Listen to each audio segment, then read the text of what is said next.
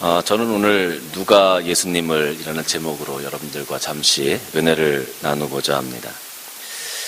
최후 심판 때가 되었습니다. 그래서 하나님께서 누가 예수님을 십자가에 못 박았는지 그 범인을 좀 잡아내려고 그 당시에 관련되었던 사람들을 다 이렇게 불러 모았습니다. 그리고 누가 예수님을 십자가에 못 박았는지 그것을 서로 변론하게 했습니다. 그랬더니 이 대제사장들이 나와서 이렇게 이야기하는 겁니다. 하나님, 저는 억울합니다. 왜냐하면 저는 하나님의 율법을 지키기 위해서 최선을 다했을 뿐입니다. 하나님께서 우리에게 주신 그 율법을 내가 지키기 위해서, 그리고 여호와의 종교, 하나님의 종교, 그 유대교를 지켜나가기 위해서 우리는 최선을 다했습니다. 어느 날 갑자기 어떤 한 사람이 나와서 그 사람이 병을 고치고 기적을 행하면서 이렇게 얘기를 했습니다. 자기가 하나님의 아들이라고 말입니다. 그리고 자기에게 죄사하는 권세가 있다고 이야기했습니다. 이것은 신성모독입니다. 그것은 저희가 받아들일 수 있는 것이 아니었습니다. 우리는 하나님의 율법을 지키고 하나님께서 우리에게 주신 이 유대교, 이 종교를 잘 지켜나가기를 원했을 뿐입니다.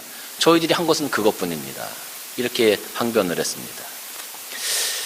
그 옆에 있던 로마 병정들은 또 이렇게 얘기했습니다. 하나님, 저희들은 억울합니다. 물론 저희가 예수 그리스도를 십자가에 못질을 했습니다. 그러나 그것은 저희들의 의지와는 전혀 상관이 없는 일이었습니다. 왜냐하면 저희들은 병정입니다. 위에서 명령이 떨어지면 그 명령대로 할 수밖에 없는 그런 사람들입니다. 저희는 예수를 십자가에 못 박고 싶은 마음이 전혀 없었습니다. 단지 저희들에게 주어진 그 죄인을 십자가에 못 박는 것이 저희들의 일이었습니다. 저희는 그분이 하나님의 아들이시고 예수님이신지 전혀 알지 못했습니다. 그 옆에 있던 군중들은 또 이렇게 이야기합니다. 하나님, 저희들은 정말 억울합니다. 사람들이 막 몰려다니면서 소리 지르고 그러길래 저희들은 아무것도 모르고 그냥 따라다니면서 소리 지른 것밖에 없어요. 사람들이 와 하고 소리 지르길래 우리는 와 같이 소리 질렀고, 뭔가 재밌는 일이 있는 것처럼 생각되어서 사람들의 뒤를 따라다녔고, 뭔가 큰 이벤트가 있는 것처럼 생각되어서 우리는 그 자리에 있었을 뿐입니다. 그 옆에 있던 빌라도가 또 이렇게 이야기합니다. 하나님, 저는 정말 억울합니다.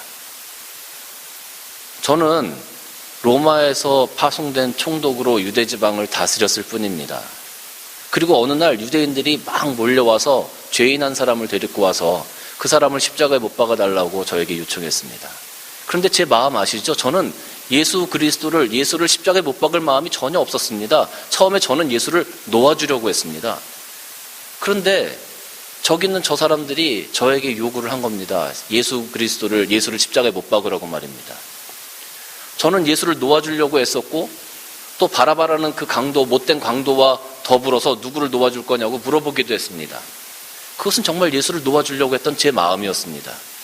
그런데도 저들은 그렇게 제 말을 듣지 않았어요. 그래서 저는 물에다가 손까지 씻었습니다. 그 죄를 다 너희들이 담당하라고 했더니 저들이 그렇게 하겠다고 얘기했습니다. 저는 이 사건과 무관합니다. 그 옆에 있던 가룟 유다가 얘기합니다. 저는 돈을 조금 좋아했을 뿐입니다. 저는 예수 그리스도를 팔았습니다. 은 30개에 예수님을 팔은 죄가 있습니다. 그러나 저는 예수님을 십자가에 못 박은 것과는 전혀 다른 문제라고 생각합니다. 예수님을 팔긴 팔았지만 십자가에 못 박은 건 저들이지 제가 아닙니다. 예수님을 팔아서 은 30개를 챙겼지만 저는 단지 돈이 좋았을 뿐이지 그 이후에 저들이 예수님을 십자가에 못 박을 거라고는 생각하지도 못했습니다. 그 이후의 일은 저와 전혀 상관이 없습니다. 그 옆에 있던 사탄이 이렇게 항변합니다. 하나님, 저도 억울합니다. 저는 저들에게 예수님을 십자가에 못 박으라고 선동한 적이 없습니다. 단지 저들에게 한마디 했습니다. 너희들이 가지고 있는 것을 포기하지 말고 잘 지키라고 말입니다. 어떻게 보면 저는 저들의 삶을 도와준 겁니다. 자기가 가지고 있는 것을 잘 지키라고 얘기한 것뿐인데 그것이 뭐가 잘못됐습니까?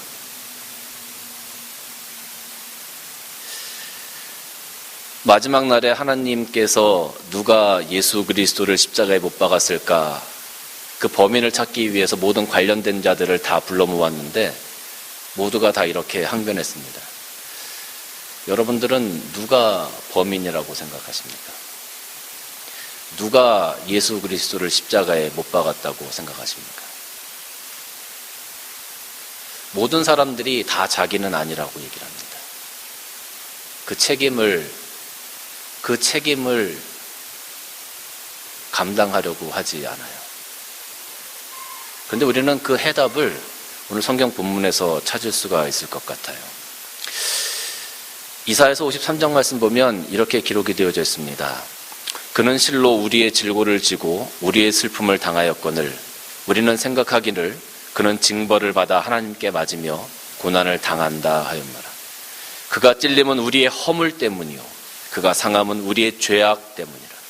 그가 징계를 받음으로 우리는 평화를 누리고 그가 채찍에 맞음으로 우리는 나음을 받았도다.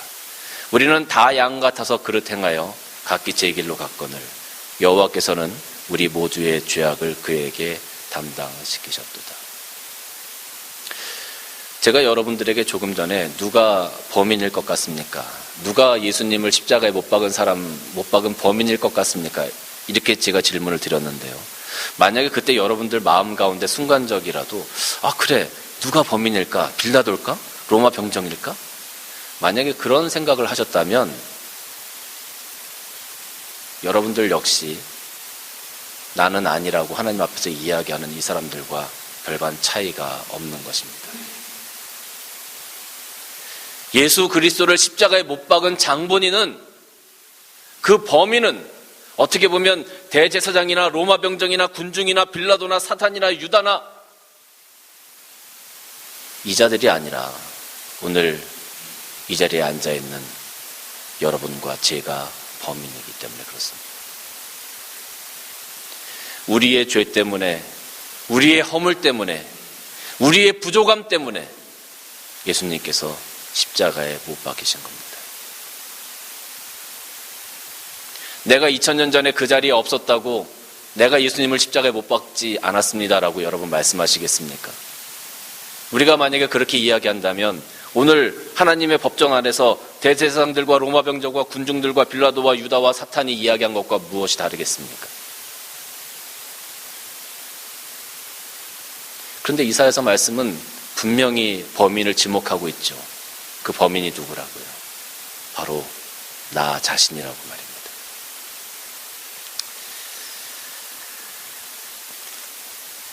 근데 제가 여러분들에게 말씀드리고 싶은 것은 이제부터입니다. 사실 어떻게 보면 2000년 전에 그 자리에 서 있던 사람들은 그나마 조금 죄를 경감받을 수 있는 그런 부분들이 있는 사람들이었었던 것 같아요. 왜냐하면 오늘 이 시대를 살고 있는 사람들은 말이죠, 예수 그리스도를 2번 십자가에 못 박기 위해서 한 손에는 대못을, 한 손에는 망치를 들고 살아가기 때문에 그렇습니다. 오늘 이 시대를 살아가고 있는 사람들은 예수 그리스도를 다시 한번 십자가에 못 박기 위해서 대못과 망치를 들고 살아간다는 말입니다. 대체 이게 무슨 말이냐? 내가 언제 대못을 들고 내가 언제 망치를 들고 예수님을 다시 한번 십자가에 못 박기 위해서 살아가고 있지? 많은 분들이 그렇게 의아해 하실 겁니다. 그런데 히브리서 말씀을 보면 어떤 말씀이 있냐 하면 이런 말씀이 있습니다. 히브리서 5장 12절 말씀을 보면 때가 오래되었으므로 너희가 마땅히 선생되었을 터인데 너희가 다시 하나님의 말씀의 초보에 대하여 누구에게서 가르침을 받아야 할 처지이니 단단한 음식은 못 먹고 젖이나 먹어야 할 자가 되었도다. 이는 젖을 먹는 자마다 어린아이니 의의 말씀을 경험하지 못한 자요 단단한 음식은 장성한 자의 것이니 그들은 지각을 사용함으로 연단을 받아 선악을 분별하는 자들이라. 그러므로 우리가 그리스도의 도의 초보를 버리고 죽은 행실을 회개함으로 하나님께 대한 신앙과 세례들과 안수와 죽은 자의 부활과 영원한 심판에 관한 교훈의 털을 다시 닦지 말고 완전한 대로 나아갈지니라. 하나님께서 허락하시면 우리가 이것을 하리라.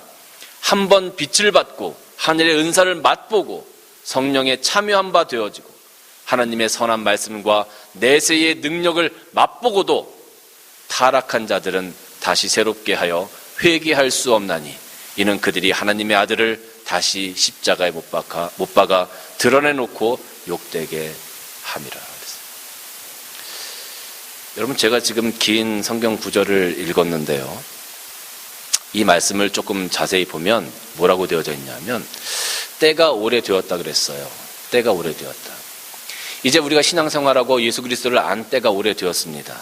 그래서 너희가 마땅히 선생이 되었을 터인데, 무슨 말입니까? 너희가 그 도에 대해서, 예수 그리스도에 대해서 너희가 잘 알고 그것을 가르치고 증거하고 그러한 삶을 살아야 할 위치가 되었는데, 너희가 다시 하나님 말씀의 초보에 대하여 누구에게서 가르침을 받아야 할 처지가 되었다. 너희가 당연히 하나님의 말씀을 잘 알고 그것을 가르치고 그것을 증거하고 그런 삶을 살아야 하는데, 그렇지 못하고 오랜 세월이 지났음에도 불구하고 너희가 다시 초보적인 수준으로 돌아갔다는 거예요. 단단한 음식을 못 먹고 젖이나 먹어야 할 처지가 되었다는 거예요. 여러분, 우리가 육신으로 성장해서 우리가 어른이 되어지면 어른의 삶을 살아가야 됩니다. 그런데 육신이 성장했는데 그 육신이 성장한 것만큼 우리들의 삶이나 정신이나 우리들의 의식이 성장하지 못했어요. 그러면 그것은 어린아이와 같은 삶을 사는 거예요. 육신이 성장했다가 다시 어린아이가 될 수 있습니까? 그건 말이 안 되는 거죠. 그런데 영적으로 우리가 하나님의 은혜를 맛보고 하나님께서 기뻐하시는 삶을 살아가고, 정말 이것이 하나님의 은혜다라고 고백하고, 예수님께서 나를 위해 십자가에 돌아가셨구나라를 고백하고, 눈물로 그런 은혜를 고백하고 나서 시간이 지남에 따라 세상이 주는 위험과 유혹과 어려움 때문에 그 모든 것들을 다 잊어버리고 초보의 신앙으로 돌아가는 일들, 그런 일들이 우리 그리스도인들 사이에, 이 세상에서 살아가는 사람들 사이에 얼마나 빈번히 일어나는지를 몰라요. 젖을 먹는 자마다 어린아이니 그랬어요. 의의 말씀을 경험하지 못한 자라고 그랬어요. 초보자의 신앙이 바로 이런 겁니다. 단단한 음식은 장성한 자의 것이라 그랬죠. 우리가 하나님의 복음의 말씀을 먹으면서 정말로 이 땅에서 장성한 자의 사람처럼 하나님께서 우리를 의의 백성으로 하나님의 아들로 불러주셨으니까 이제 그런 삶을 살아가야 되는데, 우리가 그런 삶을 살아가지 못하고 오히려 초보적인 삶을 살아가고 있는, 세상을 따라 살아가고 세상의 유혹에 흔들리고 조금만 어려우면 신앙이 뿌리채까지 뽑혀버리는 그런 삶을 살아가는 사람들이 얼마나 많냐라는 거예요. 단단한 음식은 장성한 자의 것이니 그들은 지각을 사용함으로 연단을 받아 선악을 분별한다 그랬어요. 장성한 자의 삶은 하나님께서 인정하시는 삶입니다. 바른 곳을 바라보고 가는 삶입니다. 무엇이 옳고 그른지를 판단할 수 있는 삶입니다.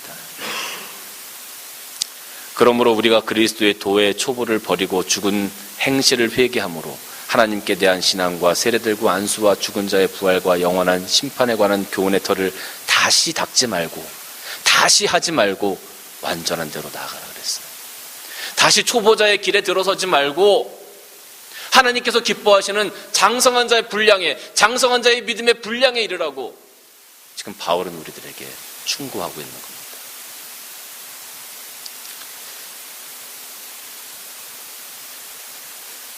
4절 말씀 보면 한번 빛을 받고 하늘의 은사를 맛보고 성령에 참여한 바 되고 하나님의 선한 말씀과 내세의 능력을 맛보고. 사랑하는 성도 여러분, 오늘 이 자리에서 신앙을 고백하시는, 함께 예배드리는 여러분들은 예수 그리스도의 빛이, 하나님의 은혜의 빛이 무엇인지를 아는 사람들이세요. 저는 그렇게 여러분들을 평가합니다. 여러분들의 신앙의 깊이나 신앙의 크기나 신앙의 모습은 구원의 빛이 무엇인 줄 아는 분들이세요. 하늘의 은사를 맛보고도 하나님께서 우리에게 베풀어 주신 큰 은혜들이 얼마나 많습니까? 그 아들 예수 그리스도까지 우리에게 주셔서 우리의 죄사함을 허락해 주신 그 하나님의 큰 은혜가, 우리는 그 은혜를 맛보고 살아가는 사람들입니다. 성령에 참여한 바 된 사람들입니다. 주님께서 승천하시면서 이 땅에 보내주신 그 성령의 역사를 오늘날 우리가 고백하면서 순간순간 살아가고 있지 않습니까? 여러분들의 순간순간 삶 가운데 성령께서 간섭하시고 성령께서 인도하시는 것을 우리가 느끼면서 지금까지 살아오지 않았습니까? 하나님의 선한 말씀과 내세의 능력을 맛보고도 말씀이 증거되어지고 선포되어질 때 여러분 그 말씀 가운데 아멘으로 응답하시고 아멘으로 화답하셨던 적이 있으시죠? 내세의 능력을 맛본다는 것은 내 마음에 내 믿음의 소망이 저 천국에 있고 하나님께서 우리에게 영생을 허락하셨다는 그 고백을 우리가 하면서 지금까지 오지 않았습니까?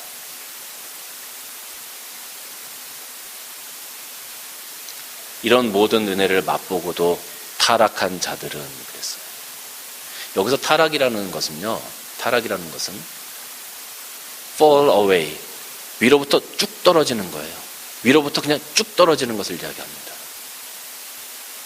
여기서 타락이라고 하는 것은요, 정말로 예수 그리스도의 은혜를 맛보고도 그 은혜를 맛보고 우리가 잘 성장해서 정말로 그 은혜를 잘 감당할 만한 신앙의 모습, 믿음의 모습을 가지고 살아가야 되는 그러한 사람들, 그러한 수준에 있는 믿음, 그런 수준에 있는 신앙을 가지고 살아가는 사람들, 하나님께서 여러분들에게 직분을 허락하시고 하나님께서 여러분들에게 신앙을 허락하시고 오늘 이 자리에 나와서 예배드리게 하시는 그 은혜를 맛본 사람들, 그 사람들이 어떠한 이유로 세상이 주는 어려움과 시험 때문에, 환경 때문에, 물질 때문에, 때로는 교회 내에서 분란이 일어나고 교회 내에서 어떤 사람들이 나에게 아픈 말을 한다고 해서 그 모든 것들을 다 잃어버리고 그냥 쭉 떨어져 버리는 것을 얘기해요.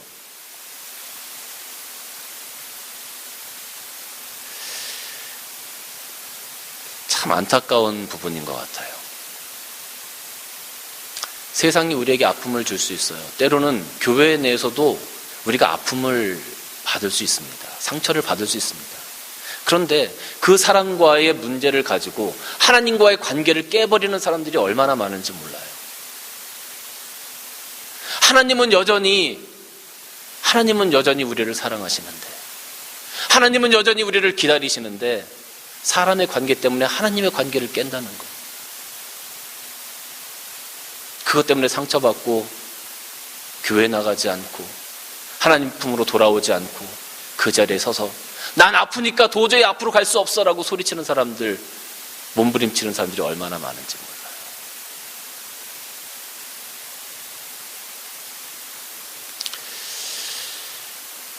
오늘 이 땅에서 살아가면서 여러분, 우리 한 사람 한 사람들이요, 어쩌면 이 대제사장, 예수 그리스도를 십자가에 못 박았던 그 대제사장들처럼 그런 모습으로 살아가는 사람들이 얼마나 많은지 몰라요. 대제사장들은 어떻게 보면 자신들의 기득권을 놓치지 않으려고 몸부림쳤던 사람입니다. 자신들의 기득권을 놓치지 않으려고, 정치적인 그 위치를 놓치지 않으려고 예수 그리스도를 십자가에 못 박았던 사람들입니다. 우리 교회 내에서도 우리가 살아가면서도 내가 가진 건 내 기득권, 내가 가진 것을 내려놓기 싫어서 몸부림치는 사람들이 얼마나 많습니까? 교회에서 직분 받는 것을 좋아하고 그 직분 때문에 멱살 잡고 싸우는 사람들이 얼마나 많아요. 그게 뭐라고?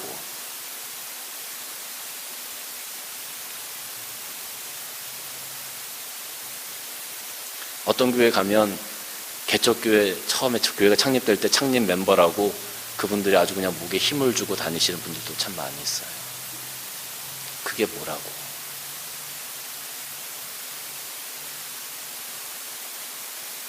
그게 뭐라고? 그걸 내려놓지 못해서 한 손에는 대못을, 한 손에는 망치를 들고 오늘 예수님을 다시 십자가에 못 박는단 말입니까? 로마 병정들처럼 나는 어쩔 수 없어요. 나는 어쩔 수 없어요. 우리는 약한 존재니까, 하나님이 우리를 이렇게 만드셨으니까 우리가 어떻게 죄를 이길 수 있어요? 우리는 약한 존재니까 당연히 죄를 짓는 거죠. 그러면서 죄에 대해서 죄의식을 느끼지 못하시는 분들도 많이 있습니다. 이렇게 될 줄 몰랐다고, 군중들처럼, 내가 의도한 게 아니었다고 빌라도처럼, 그냥 사람들이 원하는 대로 난 해줬을 뿐인데 왜 내가 그것 때문에 욕먹어야 되냐고.